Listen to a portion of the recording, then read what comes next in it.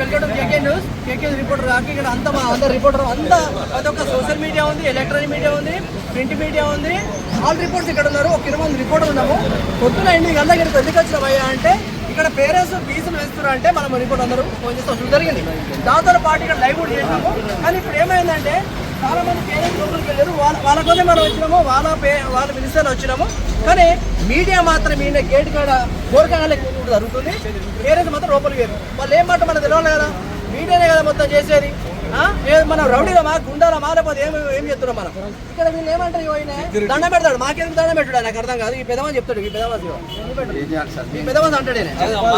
కాబట్టి ఇక్కడ అందుబాటు కదా వీళ్ళు అదిపెట్టాలి.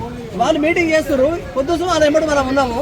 ఉంటే తర్వాత ఆయన ప్రిన్సిపాల్ చెప్తాడంట లోపల రాని ఎక్కువ మీడియా అంటే మీడియాలు గుండా రౌడీ కాల ఇవాళ రాక మీకోసం మేము పని చేసినాము.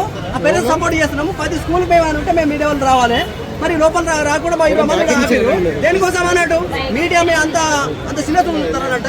ఇదా మీరు చేసేది చూద్దాం. ఈ స్కూల్ కాదు, స్కూళ్ళల్లో ధర్నాలు కానీ ఇది ఒక్కటి కాదు, చాలా జరిగినాయి. ఇదే ఫస్ట్ కాదు, గతంలో కూడా ఇదే చూస్తాం మనము. అసలు వాస్తవ స్కూల్లో బెల్ట్లు కానీ డ్రెస్సులు కానీ ఇప్పుడు అమ్మడం వీళ్ళు లేదు అమ్ముతురు. దాంతో పాటు ఏంటంటే ఈ ఫీజు విషయంలో 5% అని 20% పెంచినాడు. దానిపైన మనం మాట్లాడుతున్నాము. కానీ మీడియాకి రెస్పెక్ట్ చేయకుండా ఇక్కడ వాచ్మెన్ వీళ్ళు కానీ రెస్పెక్ట్ లేకుండా మాట్లాడుతున్నారు. ఇది విషయం. ఈ మీడియా అందరూ ఖండిస్తున్నాం ఈ విషయంలో. హాయ్ నమస్తే, వెల్కమ్ టు కేకే న్యూస్. మరి ఈ రోజు పుట్టలక్ష్మి వచ్చాడు. పుట్టలక్ష్మిలో దాదాపు మేడ్చల్ జిల్లాలో కాలేజీలు కానీ స్కూల్ కానీ ఎక్కడ అన్యాయమైనా అక్కడ కొట్టడానికి ఇలా టీం ఉంటుంది. 1000 టీం ఉంది. మరి ఈ రోజు పుట్టలక్ష్మి లైవ్ లో ఉన్నాడు లక్ష్మణ గారు. మరి వీళ్ళు ఫీజులు అనేది స్కూల్ ఫీజులు అనేది ఆ సాక్షులు కానీ సాక్షులు బట్టలు దాంతో పాటు ఫీజు 5% 20% పెంచారు. 20% పెంచడానికి కూడా వీళ్ళు ఎలాంటి రిస్క్ ఇస్తలేదు. స్కూల్ పేరు మీద వేరే 3rd పేరు మీద దీని మీద ఏం చర్యలు తీసుకుంటారు? ఇప్పుడు సిద్ధార్థ పబ్లిక్ స్కూల్ సంబంధించి ఈ స్కూల్ చైర్మన్ ఎవరండి? ఆయన ఒక ప్రజాప్రతినిధి.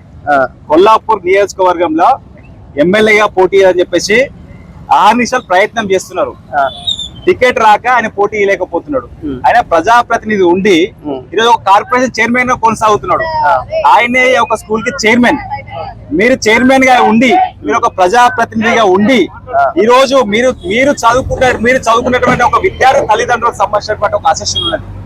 మీరు ఏ సిబిఎస్ఈ స్కూల్ చూసుకోండి, ఎక్కడైనా ఫీజులు పెంచాలంటే ఖచ్చితంగా పేరెంట్స్ కమిటీతో ముందు వాళ్ళతో సంప్రదింపులు చేయాలి. వాళ్ళతో మీటింగ్ ఏర్పాటు చేయాలి. మీటింగ్ ఏర్పాటు చేసి మీరు తీసుకుంటున్న నిర్ణయం ఏదంటే వాళ్ళకి చెప్పాలి. పేరెంట్స్ కమిటీ ఆమోదం తెలుపుతూనే ఫీజులు పెంచుకోవడానికి అవకాశం ఉన్నది. ఈ రోజు ఇష్టానుసారంగా ఒక డిక్టేటర్షిప్ ఒక నియంతలాగా మీరు ఇష్టానుసారం పెంచుకుంటూ పోతా అంటే విద్యార్థి తల్లిదండ్రులు ఎట్లా ఫీజులు కడతారని చెప్పేసి మేము ప్రశ్నిస్తా ఉన్నాం. కాబట్టి ఈ విషయంపై సిద్ధార్థ పబ్లిక్ స్కూల్ విషయం పైన వెంటనే విద్యాశాఖ అధికారులు స్పందించాల్సిన అవసరం ఉన్నది.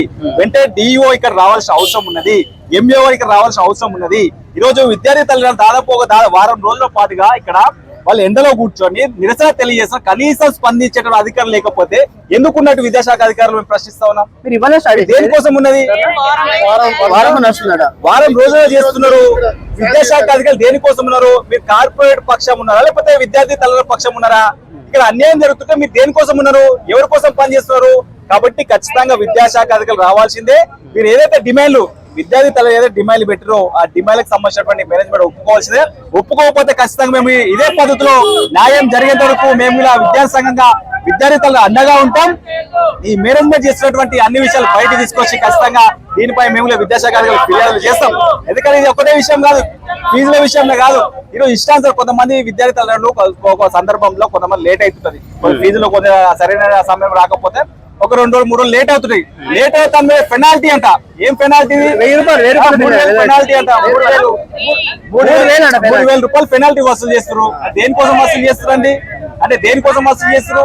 అదే 1 రోజు 2 రోజులు సమయం ఇవ్వాలి. కానీ లేకపోతే కొంతమంది పేరెంట్స్ కొంతమంది తల్లిదండ్రులకు ఏదో ఇబ్బందులు వస్తుంటాయి, ఇంట్లో సమస్యలు వస్తుంటాయి, ఆర్థిక సమస్యలు వస్తాయి, లేకపోతే వాళ్ళు పనిచేస్తున్నటువంటి ఒక ప్రాంతంలో జీతాలు సరైన సమయానికి రావు. మరి ఇటువంటి సందర్భంలో ఒక మానవత దృక్పథంలో ఆలోచన చేయాలి తప్ప మీరు ఇష్టాంతరం వాళ్ళని ఫీజులు వసూలు చేసుకుంటే ఎక్కడ న్యాయం ఇది? కాబట్టి మేము ఒకటే డిమాండ్ చేస్తున్నాం, సిద్ధార్థ పబ్లిక్ స్కూల్ మేనేజ్మెంట్ వెంటనే పెంచిన ఫీజులు తగ్గించాలి. తగ్గించకపోతే మేము విద్యార్థి సంఘాలుగా ఖచ్చితంగా పెద్ద ఎత్తున పోరాటాలు కొనసాగిస్తాం. ఈ పేరెంట్స్ కి న్యాయం జరిగేంత వరకు మేము వారికి అండగా ఉంటాం. వారి కోసం మేము పోరాటం చేస్తామని చెప్పేసి ఈ సందర్భంగా తెలియజేస్తా ఉన్నాం.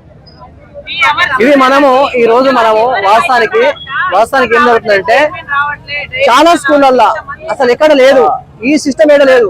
15 రోజులు లేట్ అయితే 20 రోజులు అయితే 2000 ఫైన్ 3000 ఫైన్ ఏంది అసలు ఎక్కడ ఉంది ఈ సిస్టము? రవీంద్ర రెడ్డి అండి, లీగల్ అడ్వైజర్. సో యాజ్ ఎ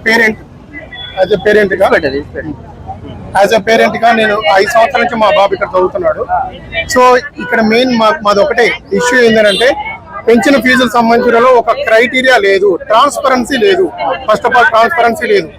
ఒక 5 మెంబర్స్ 5th క్లాస్ వాళ్ళు తీసుకుంటే ఎక్కడ ఒక పిల్లోడికి ఇంకో పిల్లోడికి సంబంధించిన ఎక్కడ ఫీజులలో ట్రాన్స్పరెన్సీ లేదు.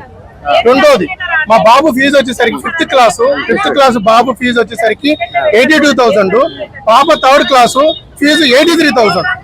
అంటే స్కూల్ యాజమాన్యం సంబంధించిన ఏ క్రైటీరియా బేస్ చేసుకొని ఇక్కడ ఫీజులు పెంచుకోవడం జరిగింది. సో ప్రతి ఒక్కరి దగ్గరికి మాకు ఆన్లైన్ సంబంధించిన ఎంసీపీ ఉంటుంది. ఈ ఎంసీపీ పోర్టళ్లలో వాళ్ళు ఏం చేస్తారంటే వాళ్ళు ఇష్టం వచ్చిన అంకె వేస్తున్నారు. ఆ ఇష్టం వచ్చిన అంకెకి మేము ఈసారి విరుద్ధం చెప్తున్నాము. ఖచ్చితంగా న్యాయం జరగాలి. మా ఓన్లీ ఫస్ట్ మెయిన్ క్రైటీరియా ఒకటే, మా పెంచిన ఫీజులకు సంబంధించినలో మేము 5% సంబంధించినలో లాస్ట్ ఇయర్ ఎట్లుందో మేము కట్టిన ఫీజులకు 5% acceptable as per government norms. ఇప్పుడు మసోదా ఇచ్చింది ఆల్రెడీ. ఏమని ఇచ్చిందంటే 2025-26 కమిటీ వేసిన తర్వాత 2 years కి 8% పెంచమని చెప్పేసి కమిటీ ఇచ్చింది. సో ఆ కమిటీకి సంబంధించిన 2 years కి 8% అంటే 1 year కి 4%. మేము 5% కూడా యాక్సెప్ట్ చేస్తున్నాం, బేరబుల్. కానీ 22% అనేది మేము నాట్ అట్ ఆల్ యాక్సెప్టబుల్. దీనికి సంబంధించిన మేము మా పేరెంట్స్ సంబంధించిన ఇప్పటివరకు మా గ్రూప్ లో దగ్గర 600 మంది మినిమం ఉన్నారు. మిగతా అందరం కలిసి వస్తారు. 3000 మంది పేరెంట్స్ ఒకేసారిగా చేస్తాం. ఖచ్చితంగా మాది అయ్యేంత వరకు శాంతియుతంగా పబ్లిక్ ఎటువంటి ప్రాబ్లం రానియకుండా పోలీసులకి మేము సంబంధించిన మేము వాళ్ళకి సంబంధించిన చూసుకుంటూ వాళ్ళకి సంబంధించిన ఏదైతే కండిషన్స్ ఉన్నాయో అది ఒబే చేసుకుంటూ కంప్లై చేసుకుంటూ మేము శాంతియుతంగా ప్రొటెక్ట్ చేస్తామని చెప్పేసి మేము సంబంధించిన పేరెంట్స్ తరఫున మాట్లాడుతున్నాం. సో ఇప్పుడు నాకు ఒకటే సంబంధించిన మేనేజ్మెంట్ సంబంధించిన ఈ రోజు వరకు వస్తే మీకు వెల్ అండ్ గుడ్. పేరెంట్స్ కి మీరు ఇచ్చిన దాంట్లో రెస్పెక్టబుల్ ఇచ్చిన అనుకుంటాను.